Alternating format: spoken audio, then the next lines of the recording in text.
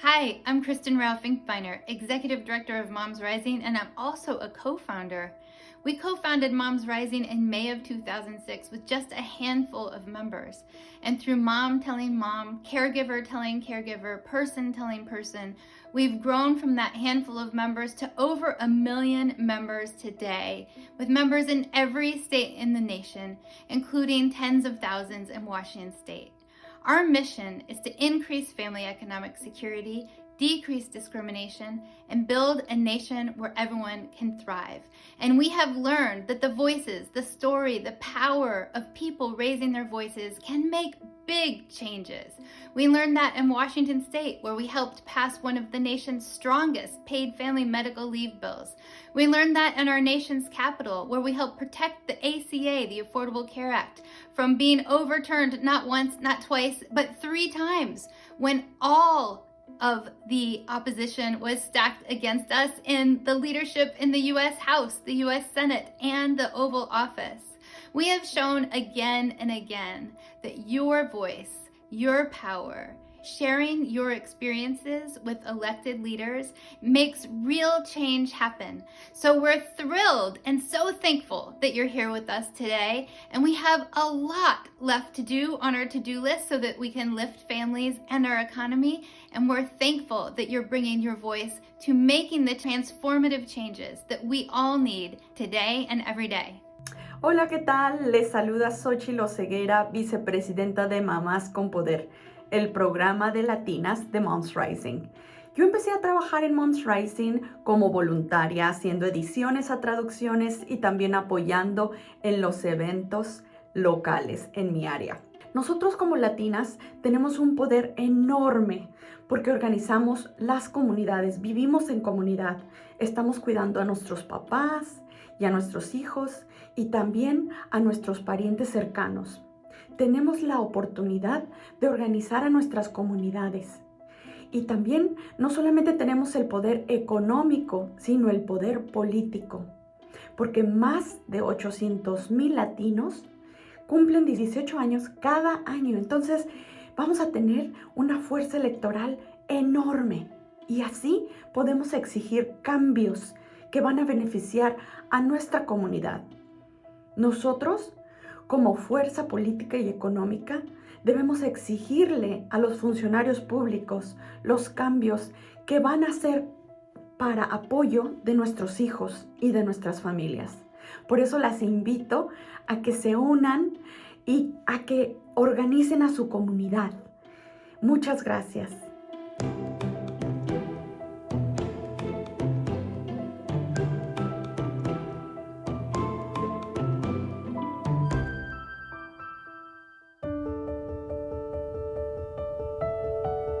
My parents work in the fields and they're sustaining my little brother right now. If they see that you have symptoms, they'll get kicked out and they can't come back for like another 2 weeks, 3 weeks. And for them, that's a lot because they'll lose a lot of money. Empezó la pandemia, nació mi bebé. Yo tengo depresión. Se me complicó un poquito después de que nació mi bebé. Me sentía triste, me sentía estresada, frustrada. Mi esposo se quedó sin trabajo.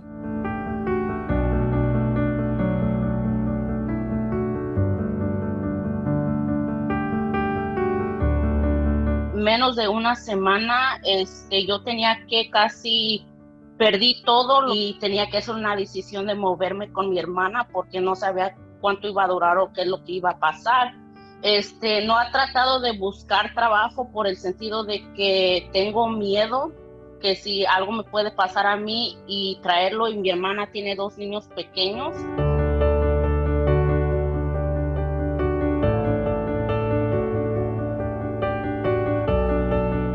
Postpartum is an isolating time anyway. Trying to take care of her and work at the same time. It's a lot.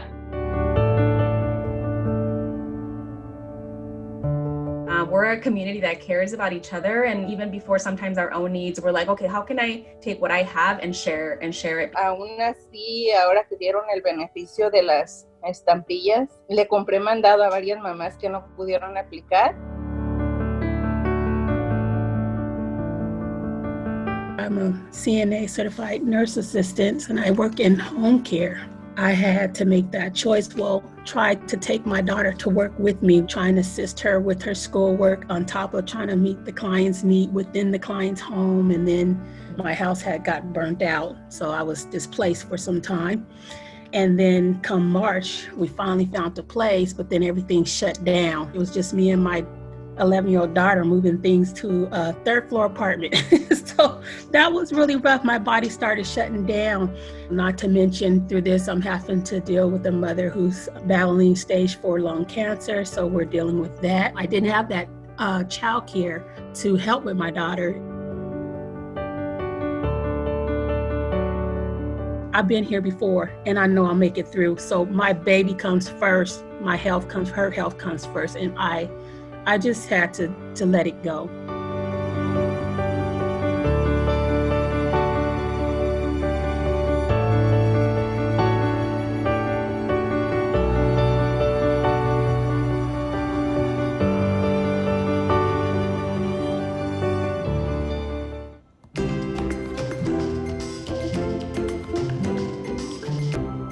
Hi everyone, my name is Maggie Humphreys and I'm the Washington State Lobbyist for Moms Rising. That means every year I'm working with you, working with our partners, and working with legislators to advance the Moms Rising legislative agenda. This year we have a bold agenda focused on a just and equitable recovery. At the top of that agenda is new progressive revenue, with new taxes on the ultra-rich and wealthy. Washington has the most upside down, the most racist, and the most rigged tax code in the country. New taxes on wealth and the ultra-rich will start to fix this. We also know that new taxes will generate millions, if not billions, in new revenue and resources to invest in communities, in the programs and resources that our families depend on, like childcare. COVID-19 and the pandemic have just exposed what families and providers have been saying for decades. Childcare is in crisis, and our state has never funded it to the level that it needs. With new progressive revenue, we can invest in and fully realize affordable, accessible, culturally relevant childcare for families. We also know that families pay too much of their income in state and local taxes, especially low-income and moderate-income families. And that's why we're fighting for a working families tax credit that would put $500 to $950 into the pockets of families every year with direct, flexible cash assistance that families can put to use however they need to. And lastly, we know that the Washington State Paid Family and Medical Leave program has been a lifeline for nearly 100,000 families this past year. But with the work requirement to access leave, COVID furloughs and layoffs will dramatically affect who can and can't access this paid leave program when they need it. So we're fighting to reduce and change the hours worked requirements to ensure that the program remains accessible to families and to expand permanently the definition of family member to include chosen family. We're so grateful for everything you do to power this work. Your emails, your phone calls, your letters to the editor, your texts, they all make such a big difference in this work. I see it every single day. Thank you for everything that you do and everything you bring to this movement. And thank you for being here today.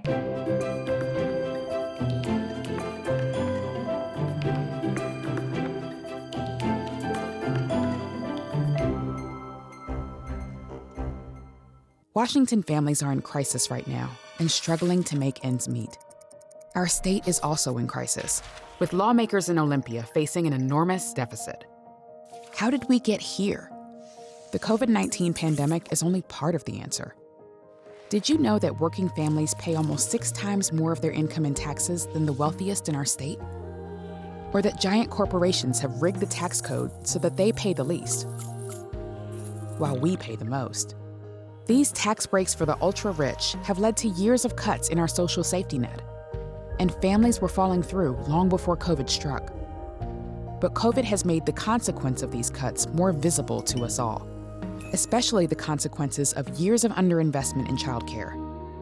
Without affordable childcare, parents can't work, businesses can't thrive, and families, communities, and our economy suffer. We're at a breaking point, and there's only one solution: a tax code that's turned right side up instead of upside down. With Progressive Revenue, we can have childcare for all. With Progressive Revenue, we can offer immediate cash assistance for the families who desperately need it. Join Moms Rising and tell lawmakers that we can recover together if we invest in each other.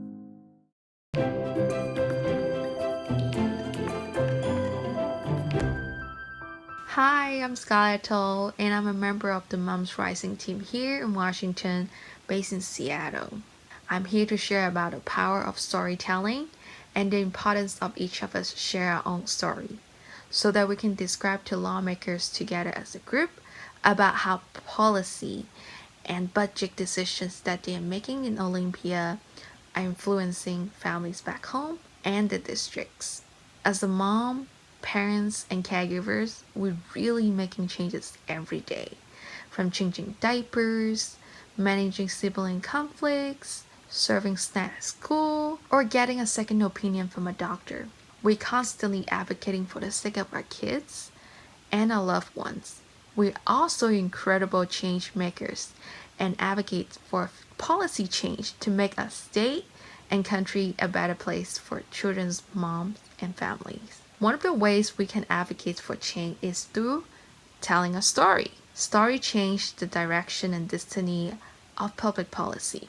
Storytellers are experts in their own experience, and when others have experiences that sounds like their own, it makes them feel less alone. We know that when multiple people are having the same experience, the same challenge again and again, that we have a systematic problem, not an individual one. And it will take a systematic solution, not an individual one.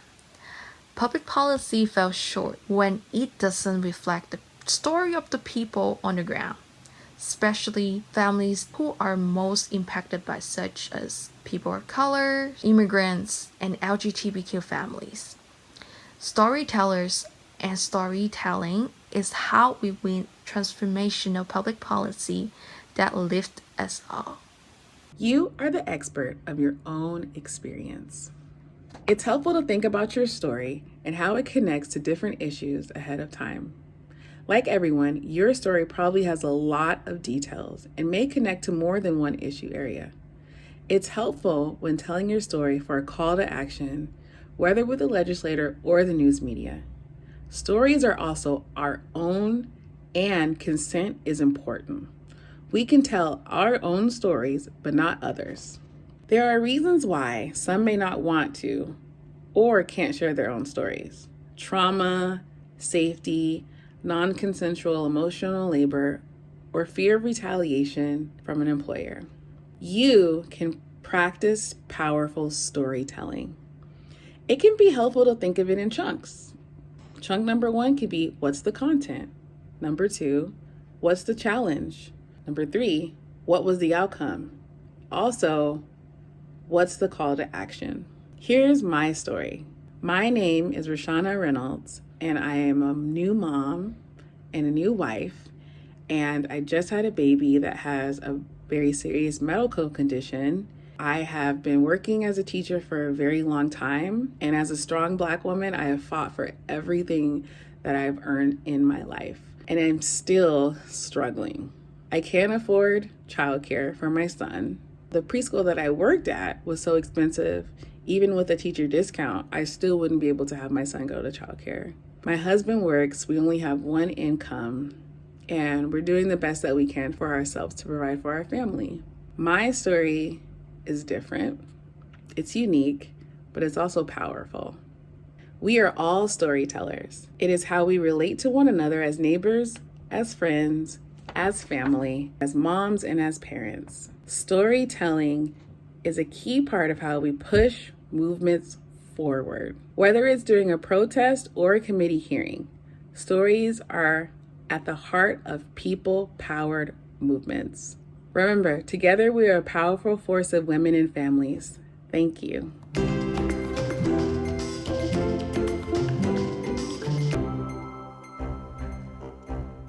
Hi, I'm Natasha Fectominger, and I am a Moms Force Fellow at Moms Rising. And today I want to talk to you about cake, about layer cake. and about how Moms Rising uses a layer cake strategy in our organizing efforts and how we sweeten it with our stories and our experiences. So layer cake is obviously a metaphor for the different ways in which we engage in our community and we bring people in. So I just want to go talk to you about what those layers are. One of the things we do is we work collaboratively with our partners and our stakeholders and our coalitions. Bringing all of us together really amplifies our voice and uses our resources wisely. So we use one-click advocacy opportunities. We know that moms and families are quite busy, and so throwing out these opportunities for them to sign petitions or, raise their voice up very simple with a hyperlink. Those things honor their time and their passions in real time. So one of the layers is called member voice proxy. We know that not everyone can be in Olympia or DC, and so we do gather those that are able. We want to make sure that they get to tell their stories and share their experiences, because that's the sweetness in each layer. We work to change the narrative. We build momentum in traditional and new media channels. We know that this is a very powerful opportunity for us to create change, and we want to amplify the voice of families in the media. And then our most powerful layer is our on the ground engagement. So we gather folks together in person. We share our skills and our knowledge. As we meet with legislators, we're creating and growing our force of leaders and leadership in Olympia and the halls of Congress. Each layer really wouldn't be cake without the sweetness of the stories and experiences of families in our state and moms. And in each of these different layers, that is really the core that holds us all together.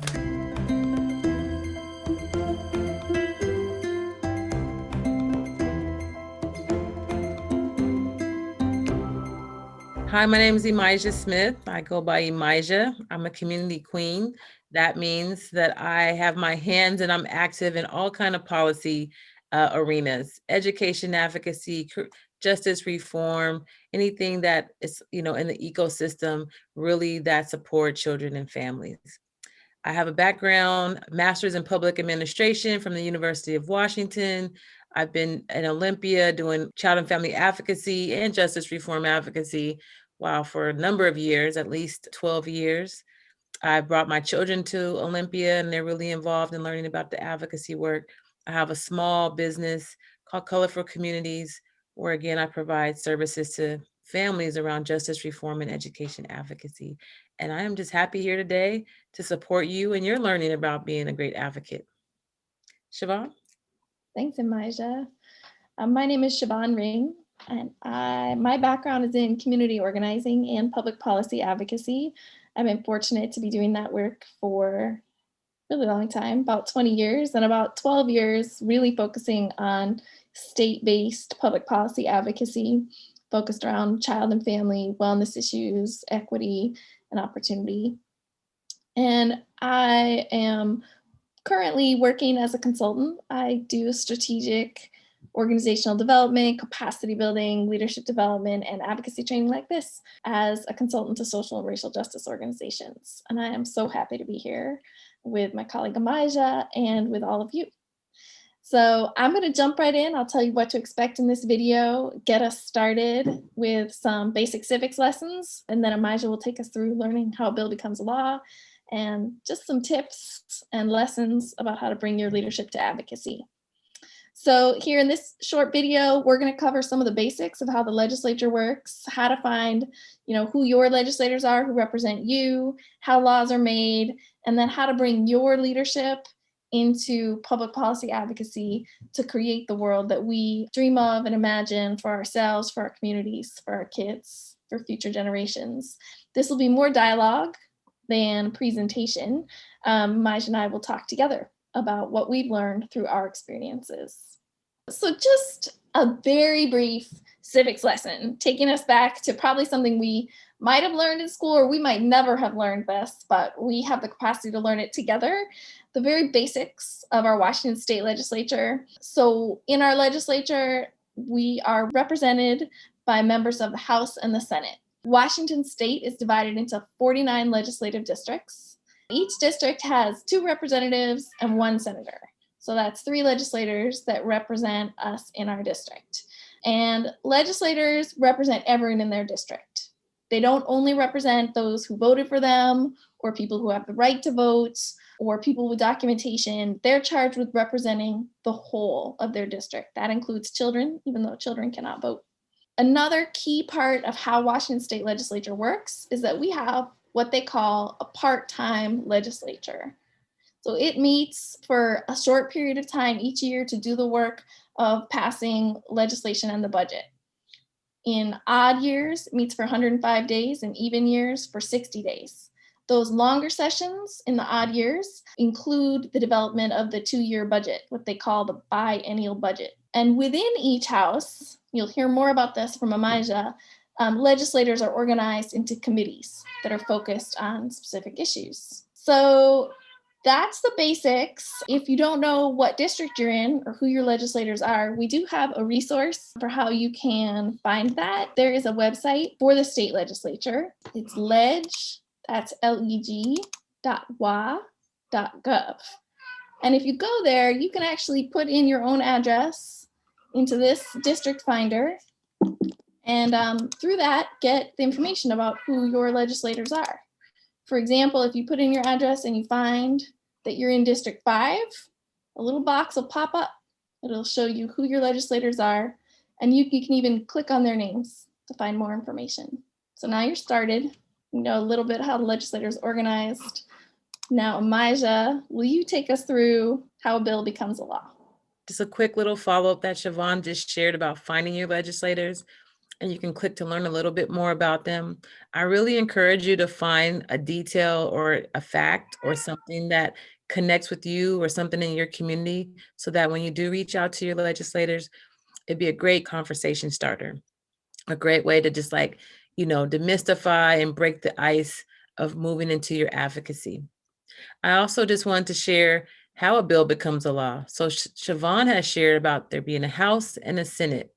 And so bills are produced either from great organizations like MomsRising, working with legislators that produce legislation to move forward. Could just be us as advocates, small group of people, building relationships with our legislators and say, we want to see this change or we want to see improvement here. And that can motivate the legislator to make a change and then push a bill also. Then there's just actually the legislature who has learned about different issues in the community and want to kind of move some legislation forward. So in the House or the Senate, if a bill comes to the House, it will say HB, meaning House Bill, let's say 1000. If it comes into the Senate, it's going to say SB, Senate Bill, let's say 1000. So as there is an issue that bill pertains to, it goes to a committee. It could be Education Committee, Law and Justice Committee, Agriculture Committee, Budget Committee, just whatever the committee of interest of that bill goes to. There's legislators who sit on that committee. There's a chair on that committee who will decide what bills come forward and what bills are voted on.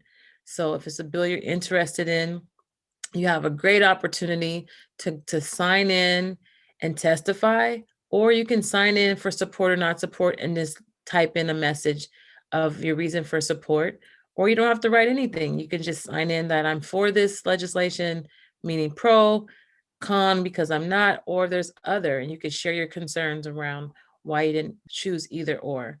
That informs the legislators in that committee about how their community feels about that or how their constituents feel about that particular piece of legislation. If that bill is voted out of committee, meaning there's a majority on the committee, votes it out, it moves to the next level or the next stage. That next stage could be, if there is a budget tied to it or any type of money tied to that bill, it must go to a budget committee, appropriations committee, to then be voted on again. Then there's a majority. If the majority votes it out, then it goes to a rules committee where there's a process where that bill, if chosen from a legislator, can move it to the floor to be voted on. If that bill does not have a budget associated to it, then it goes straight to the rules committee.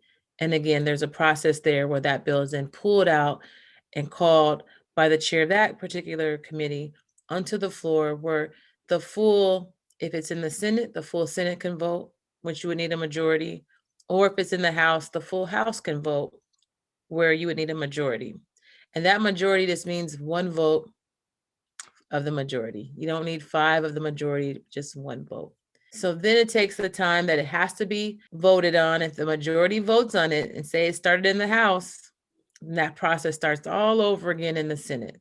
If the legislation started in the Senate, it starts all the way over again in the House. And also, a bill has to have the exact same language in both houses. So if it came from the House with a certain language and was voted out, it goes to the Senate. If the Senate makes an amendment on that bill, that means it's no longer the same language. So it goes through the process in the Senate, and then it has to go through the process again in the House. It has to be the same language on both sides. And Siobhan can share with you some of the time limits on that, because depending on when that bill made it to the floor to be voted on out of that House could determine its life or not, because there's a lifespan of bills. If they're not voted out by a certain time frame, they're considered to die. Strong words, but that means that the bill will not continue throughout that legislative session, and it has to start over at the next legislative session if brought forward again by a legislator. Thank you, Emysia. That was an amazing summary of the process. And as you said, this is a very deadline-driven process. And there is a calendar for each legislative session. People sometimes call it the cutoff calendar, which marks out the number of days within the session for each step in this process. An important note to understand about that is, in this environment where things move very quickly and there are a lot of bills under consideration, advocacy is critical at every step of the way, whether it's testimony in the committee, like Emysia mentioned, or getting a mass of emails and calls in to members of the committee to make sure that that bill gets a vote before the deadline, or mobilizing across the state to make sure that you have that majority of legislators in that House or Senate to vote yes on your bill. There is work to do every minute of the process. And that's really, the heart of advocacy. Sometimes people will say, why have I been asked to take action on this bill so many times? I just called them about this legislation last week. And that's because of the cutoff calendar, because maybe you did call last week, but it was getting that bill over one hurdle, and now we're getting it over another. And I know, Emysia, you raise often a good point that sometimes it takes more than one session to get legislation passed. Yeah. Know that as advocates that it does take time. So if there's something you're really passionate about, you've been working really hard to educate your legislators about something that could be really beneficial to your family or to your community, I just say, do not give up. The work of advocates are really to educate our lawmakers to move in the manner that we wish for them to move or vote. But it doesn't just take our 1 or our 3 legislators that we have relationships with. It really takes almost educating the larger legislature in both houses, because they ultimately get to vote once it comes to the floor. So if it doesn't happen the one session, you keep pushing at it and you keep working at it for the next session, because by then more of the legislators have been educated. Absolutely. It's a long haul, and you have to get to critical mass. And sometimes your goal for a particular session might be raising awareness. And by having a bill present and a hearing, people are going to learn about it, other legislators are going to hear about it, and you're going to get closer to that longer term goal. One last note about that process, about the budget. So even though bills die, if they don't get passed out by the cutoff date for that particular step, there is a special sort of caveat that says any bill that is necessary to implement the budget, NTIB, you'll hear that, necessary to implement the budget, that can actually be brought back up and moved at any time during the legislative session. And one note about that budget, the budget itself is also a piece of legislation. The state budget, the 2-year budget, the giant budget is actually a bill. And can I just add, the legislature's job is to create a balanced budget. They don't have to pass any bill that's come through or that people have advocated for. Their number one job and only requirement is that they balance the state budget. And I also want to share with you that after the bills have went through both chambers, the House and the Senate, and they've been voted on, then the process of the bill moves up to the governor, where the governor has the opportunity to sign this bill into law, totally veto the bill and not sign it into law at all, or look at parts of the bill that they may not like and just draw a straight line through words. They cannot add words to the legislation or the bill, but they can scratch out words in the bill that can oftentimes change the meaning or the original intent of that bill when it made it through both branches. And if the legislature decides that they don't want to deal with the bill or vote on the bill, they can also send it to the people as a referendum and allow the people to vote on the bill. So that's how bills become laws. Thank you, Emysia. I know we're going to come to the end of our time soon, and I want us to just tap into a little bit of more wisdom and insights about the work of advocacy. It's a labor of love. I know it's a labor of love for you, for sure. After all your years of advocacy, would you share some thoughts specifically for Black folks and people of color about bringing their advocacy and their leadership into this state legislative environment? Yes, I just want to speak primarily to Black folks, Indigenous folks, people of color, to bring in your lived experience. Oftentimes there's a majority white and majority male influence in the legislature. So oftentimes our BIPOC communities just have a different lived experience, and it's our job really to help educate others to kind of see what we need in our advocacy. Again, these legislators are getting tons and bombarded with tons of issues. So, but if we're going to go talk about healthcare, education, like the reality of structural racism and the inequities and needing to push and advance racial equity, that oftentimes is what we want at the end of the day. But I just want to high five you and encourage you to speak to it. This is a time where more people are more educated and aware and more woke, so it should be a little bit easier to do. I wouldn't force you if you're uncomfortable in doing it, don't, but do it to the best of your ability, but don't feel shy to do it. It's just my belief that it's just part of our job so that we can see the betterment of what needs to happen in our communities. I really strongly encourage you also to take someone along with you.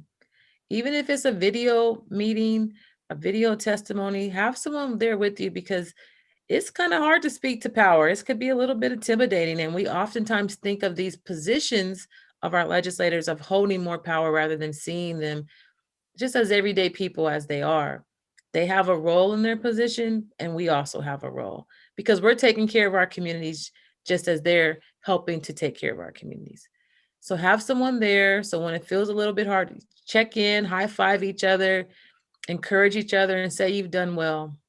Because you know what? You have done well. The fact that you would step up and advocate and meet with the lawmaker, you have done well, and that takes courage. So yeah, thank you. That's beautiful. And I've seen you embody that in how you support others in their leadership. And I think we can all take that to heart and find our path to support not only ourselves, but others in leadership too. And thinking about white folks who show up at the legislature in that environment that is often, very white and dominated by white culture as well, think about how we can practice in our own selves bringing forth, talking about racial justice, talking about race equity as a value that we are also supporting. And also when we're in a multiracial environment in advocacy, whether that's in a meeting around a table or in a Zoom, being really mindful of those dynamics that can play out. Racism shows up in a lot of ways, and often it'll show up by more eyes and ears coming toward us and our voice in that environment. So being always mindful about how to make space, share space, and step out, pass the mic, so that the space is shared in a way that really does highlight the issues that are important to us, particularly racial justice. And speaking for myself as a queer woman Often people don't know that I am a queer woman. I'm married to my wife. We have our son. I try and bring that into my relationships with legislators, because that is an opportunity for me to actually be fully present in that space and really be actually honestly and fully representing my family. And that's important to me. That makes me feel comfortable in who I am and how I'm moving through the world. That said, we should all keep ourselves and each other safe, right? And make choices about what we disclose that we know that sit well with us. Yeah, I just want to piggyback on that when you are sharing your story and your lived experience, which is helping to educate anyone around an issue, you have the choice to share what you would like or not. You don't have to tell more of your business than you need to, even if it's for really a great cause. And so in my advocacy experience, I have found that folks who are really supporting a great issue, but sometimes I get, a little bit attacked maybe from the community, but sometimes even from our legislators that don't quite understand the lived experience of individuals. I get to asking some personal questions that might seem a little touchy. You don't have to respond to that. That's not your issue. That's their issue. You're there to share your experience, based on how you want to share your experience, to advocate for an issue that you care about, your family or your community. And that's it. High five. High five. I love it.